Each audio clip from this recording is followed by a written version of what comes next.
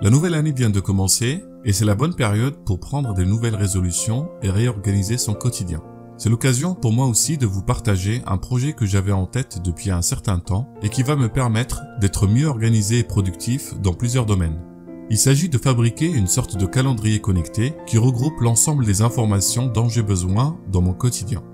Alors j'ai déjà fait il y a quelques années un projet similaire dans lequel j'avais fabriqué un miroir connecté qui permettait d'afficher un certain nombre d'informations et vous étiez nombreux d'ailleurs à vouloir le refaire chez vous, mais certains avaient quelques difficultés pour la partie programmation du logiciel. J'ai pris cela en compte pour ce projet et vous allez voir qu'il est beaucoup plus accessible et facile à faire. Je commence par installer le programme qui va tout gérer. Il s'agit d'un logiciel qui s'appelle Darkboard que je vous présenterai plus tard dans la vidéo. Une fois le programme téléchargé, je l'installe sur une carte microSD, puis j'insère la carte dans mon Raspberry. C'est le Raspberry que j'ai récupéré du projet Miroir Connecté, qui ne va plus me servir étant donné que je vais le remplacer par le nouveau calendrier qui a beaucoup plus de fonctionnalités. Le modèle que j'utilise est le Raspberry 3 modèle B+, c'est le minimum conseillé par les créateurs du logiciel Darkboard. Idéalement, il vaut mieux utiliser le Raspberry 4 car il supporte la 4K et donc permettra un meilleur affichage et une meilleure lisibilité, surtout si vous optez pour un petit écran. Une fois que le Raspberry est prêt, je le branche à mon écran. J'ai choisi une télé de 102 cm de diagonale que je n'utilise plus et que j'avais gardée pour ce projet. Vous pouvez bien évidemment choisir n'importe quel écran du moment qu'il dispose d'une entrée HDMI. Je passe maintenant à la configuration du logiciel Darkboard. Alors le premier avantage de ce logiciel est le fait d'être facilement paramétrable avec la possibilité de prendre le contrôle du calendrier et d'effectuer des modifications directement en ligne. Donc en principe, une fois que tout sera installé, on n'y touche plus. La version de base est gratuite, elle permet déjà plusieurs configurations et donne pas mal de fonctionnalités, mais il existe d'autres versions payantes qui offrent beaucoup plus de liberté et de configuration d'affichage. J'ai choisi un affichage en mode portrait avec des modules pour l'heure et la météo.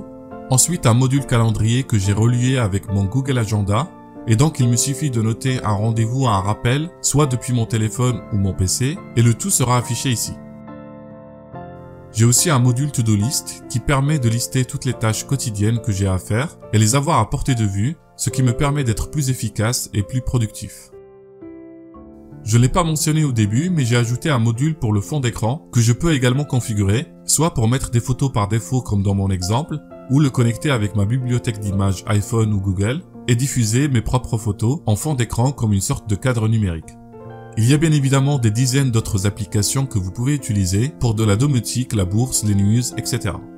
Maintenant que la partie logicielle est terminée, je passe à la fabrication du cadre qui va entourer l'écran pour avoir un meilleur rendu. Mais avant, je démonte la télé pour enlever quelques éléments en plastique qui risquent de gêner pour la fabrication du cadre et le support du pied pour réduire le poids et avoir de la place pour accueillir le boîtier du Raspberry et quelques câbles.